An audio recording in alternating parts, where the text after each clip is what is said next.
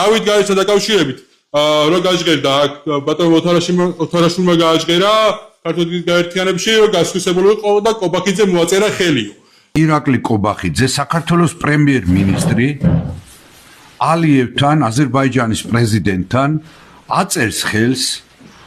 დავით გარეჯის სამონასტრო კომპლექსის აზერბაიჯანელებისთვის გადაცემის თაობაზე.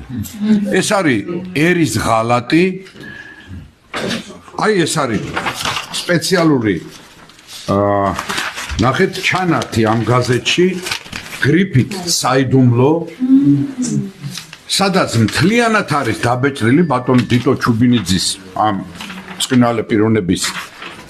ინტერვიუ ბატონ ლაზარე ჯორბენაძესთან თავისი დოკუმენტებით რომელიც აცხადებს რომ ეს დოკუმენტი ნახა ქართულ ინგლისურ ენებზე აზერბაიჯანულ ენაზეც არსებობს და ბუნებრივია იგი აზერბაიჯანულ მხარეს ექნება და საიდუმლო და პირდაპირ აცხადებს რომ ხელმოწერა მოხდა დოკუმენტზე ხელმოწერა მოხდა საქართველოს მოსახლეობის ზურგს უკან და აქედან გამომდინარე დიახ ეს მოხდა საიდუმლოდ და ქართველ ერის ზურგს უკან ჩვენ დავით გარეჯის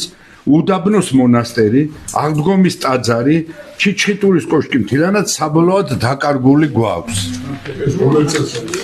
2025 წლის შემოდგომით აცხადებს ახლა ზუსტად თარიღს ყველაფერს აქ არის ჩვენმა პარტიამ ამუნენასარწმუნოებამ შევიტანეთ განცხადება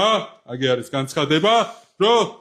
გთხოვთ მოგცეთ ინფორმაცია გარეჯის სამონასტრო კომპლექსის შესახებ თუ ვის საკუთრებაში აღნიშნული კომპლექსის ტერიტორია და პასუხი მივიღეთ ძალიან სასაცილო ჩემი პირადი აზრით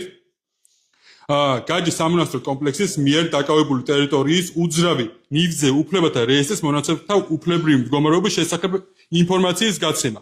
შესაბამისად ვინაიდან განცხადებაში მითითებული მონაცემები უძრავი ნივთის მისამართით ვერ ხდება უძრავი ნივთის იდენტიფიკაცია თქვენ მიერ მოთხოვნილი ინფორმაციის მისაღებად დამატებით წარმოსადგენია საგადასტრო აგეგმვითი აზომვითი ნახაზები ელექტრონული ვერსიიდან და უძრავი ქვენით ანუ თვითონ ვიძახი რომ გარეჯის სამონასტრო კომპლექსიო და როგორ შეიძლება იუსტიციაში კონკრეტულად ცავდე საკითხს კონკრეტულად ყველა ვიცი დავით გარეჯი რა არის და არ მგონი ხარ იუსტიციის დაქვემდებარებაში იმდენი სხვადასხვა სამსახურებია ზოგადად რომ აი ამაზე ესეც სასაცილო და მართლა დანაშაულებრივი პასუხიც კი არ უნდა გაეცათ რა ამაჟებ და თავი ერეიდები და ოფშიან გამოიგზავნოთ ეს წერილი თუნდაც ხო და მოდი მარტივად ვისაუბროთ რა ჩვენ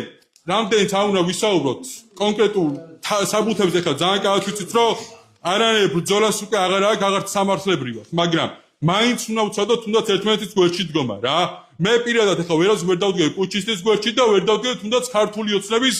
ლიდერების გვერდში ვერას ისევე როგორც ნაცმოძრაობის ლიდერების გვერდში იმიტომ რომ ჩემთვის უმნიშვნელოვანესია ეროვნული დღის წესრიგი საქართველოში